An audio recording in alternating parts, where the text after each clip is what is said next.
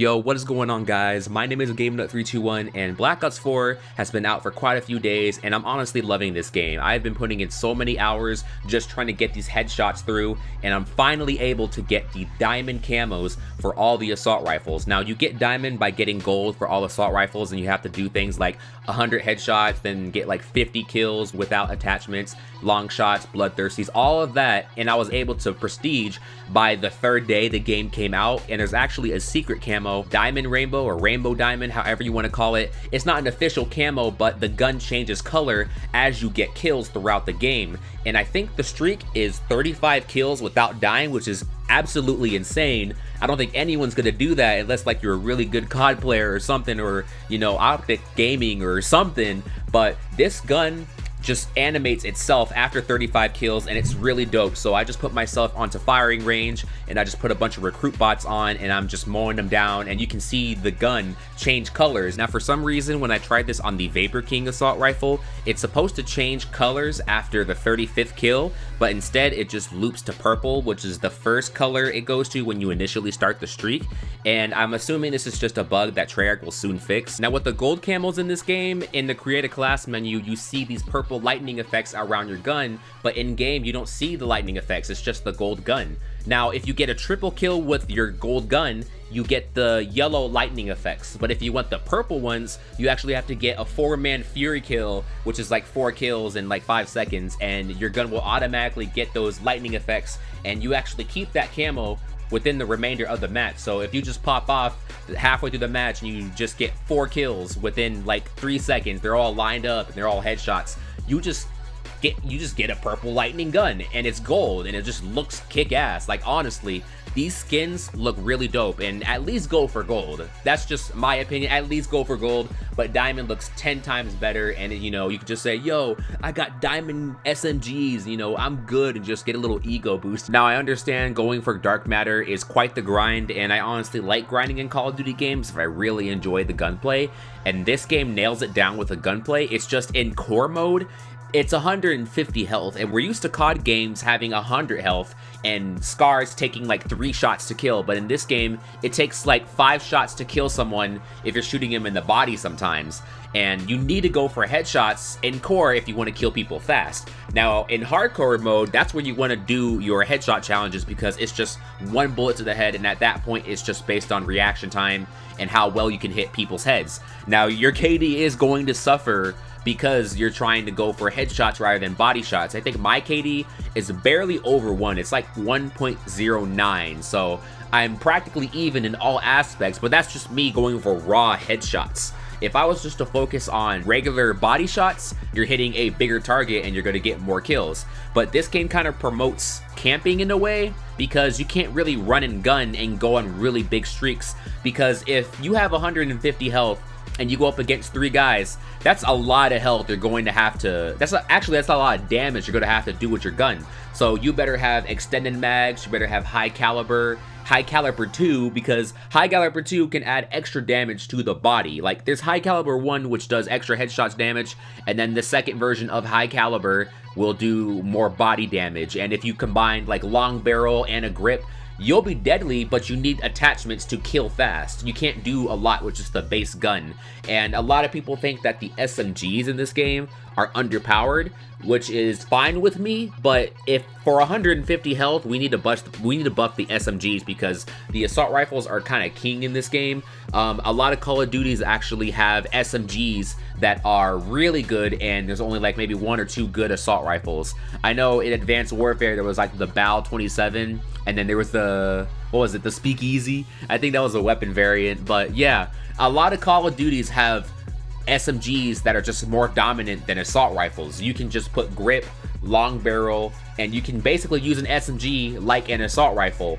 But in this game, the assault rifles are actually really good. I know the ICR is used by a lot of pros. I was watching Optic Gaming do some like practice tournament search and destroy matches, and a lot of them were using the ICR. The ICR has some really good accuracy. You can control the recoil very well. Personally, I like the Vapor King. The Vapor King is my personal favorite. I just like to have a silencer on my assault rifles, and not a lot of assault rifles in this game have a silencer attachment with them, especially, what is it called? The Rampart. The Rampart part doesn't have a silencer, this game is Black Ops 4. You have 150 health, you can heal yourself, you can put armor on. There's so much that you can do to give yourself extra health. I forgot what it was called, but Crash is an operator. I think it's called like the TAC 5 or something. I'm not sure, but his ultimate ability boosts all of his teammates' health to 200, and you can have 200 health plus body armor, and you could be playing core. So just imagine how much damage you have to output on that guy just to kill him. In core mode, a lot of people are trying to stay alive. You can't get big streaks just by running up on people and having a lot of ammo, because eventually you're going to get outplayed because the enemy just has more numbers. That's more damage you have to output. So what you could do is just get like a really good gun for just solo gunfights, and then you can back out, reload, do your stuff, and then come out and kill someone else, and that's very slow. Or you can camp with the ICR and head glitch with scavenger, and you can just have a thermal sight on it, because there is a thermal sight on the ICR, which makes it godlike. I put a grip, a long barrel, and I also put a thermal sight, and sometimes I'll even go with a stock on it just so I can have better peeking capability around corners. Now, when it comes to perks, it really depends on your playstyle and what you want to do, but personally, I think the most important one for perk 1 is engineers, so you can see where the enemies are, because a lot of specialists in this game rely on deploying something down and it helping the team. For example, Seraph has this little spawn beacon where she can put it down and her teammates can spawn around the beacon for a set amount of turns. And if you see that spawn beacon with engineer, you essentially know where the enemy is coming from. If you're playing against Nomad or something, he could have mesh mines on the walls, and you can see those mesh mines with engineer. Same thing with, what is it, Torque? He has a barricade shield that has a little microwave sensor as the front. For perk 2, I personally like to use lightweight sometimes, especially if I like rushing the enemy. Lightweight really comes clutch, but if you want to get more technical, you can go with cold-blooded, because cold-blooded hides you from a lot of abilities, equipments, score streak targeting, and score streaks in this game are really good. The attack chopper goes in, honestly. There's a lot of UAVs and counter UAVs in the air, but they can easily be shot down because so many people are trying to get these launcher camos that as soon as one goes up in the air, that thing is destroyed instantly. Now, perk slot 3 is one of my favorites because dead silence is really clutch.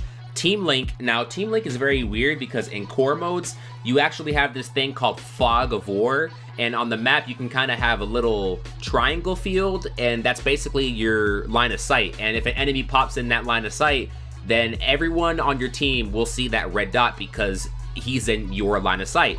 Now, if you have Teamlink, it forms a circle around you and your teammates. So even if you don't see an enemy right in front of you, if he pops up on the side, he will pop up. So Teamlink can really come clutch if you really like finding the enemy and knowing their positions based on where your teammates are.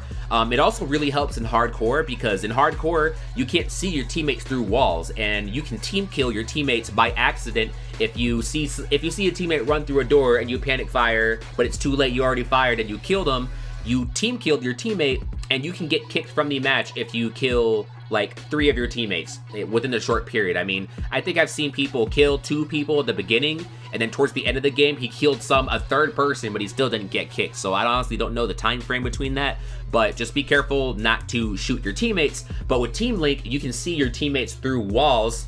Take a shot every time I say teammate, but you can see your teammates through walls, and you can kind of like tell where your teammates are spawning. And if you see they're spawning on the left side of the map and you're in the middle, you can kind of guess that the enemy team is spawning on the opposite side of your teammates, and you can kind of rush them, get a good flank going on, hug the side of the map, the edge of the map. Don't go in the middle, because in the middle, you're kind of surrounded by 10 different angles you can get shot.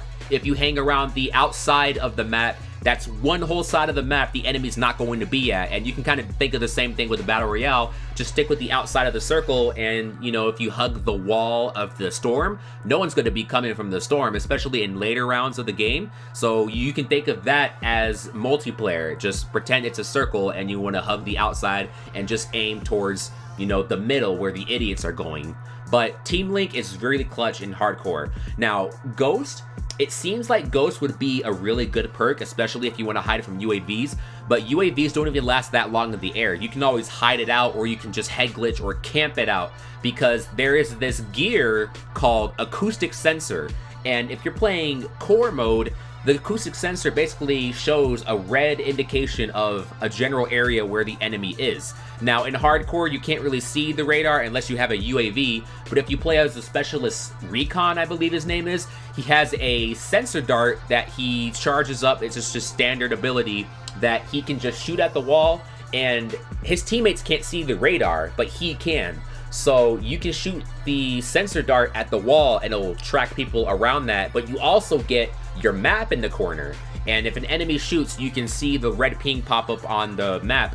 And if you have the acoustic sensor along with the sensor dart, you can see those pings around your map, and you can kind of head glitch and peek corners knowing enemies could come from that direction, and that's really useful for getting headshots, and it really comes clutch, honestly. Now another specialist you can use, his name is Prophet, and he has a seeker mine, which is his standard ability to where he throws out a drone and it kind of like rolls around on these wheels and it finds an enemy. Now if you follow that thing, it will find an enemy and it will shock him. The enemy gets a quick time event that enables him to push square, like a little square button will pop up on his screen, and if he hits the square in time, he'll negate the seeker mine, but if he misses the square or if he's too late, then he stays there and just gets shocked for like a whole 10 seconds, and that's a free headshot for you. But the enemy can hit fire while he's getting shocked, so you want to be careful not to stand right in front of him, because, you know, if you're playing hardcore, you want those single shot headshots, and one bullet from him can easily take you out too. So just be very careful and mindful of that. But those are the two operators I really like to use when it comes to headshots. The other operators I use are mainly for core or objective-based modes like hardpoint. I personally like battery. Battery is my favorite. For Cluster Renee really comes clutch when it comes to taking out objectives. And that's pretty much all I have for you guys. Thank you so much for watching. This is a video that I've actually been wanting to make since I got the diamond camo, and now that it's finally up, what do you guys think about the diamond camo? I personally think it's really good. It reminds me of the Black Ops 2 version. Now, I'm pretty sure this could look better on PC because this is recorded on a PS4, but regardless, it still looks really good. I enjoy it. I'm gonna go for dark matter so I can get that cool camo for gun sinks, and it's just gonna look badass. I do plan on doing the zombies Easter egg gun sinks. I don't know if I'm gonna do all of them, but I'm definitely gonna do one of them. I'm not gonna tell you which one it is because I'd rather leave it a surprise, but I do like those songs and I will be gun sinking that soon. I don't want to say soon because I do want to move on to other songs, but I will get to it eventually. But yep, hope you guys enjoyed the video. Please give it a thumbs up if you enjoyed. Please share this video with your friends, any early doers who are just getting the game, maybe a Christmas noob a couple months down the road, who knows. But thank you all so much for watching, and I'll see you guys next time.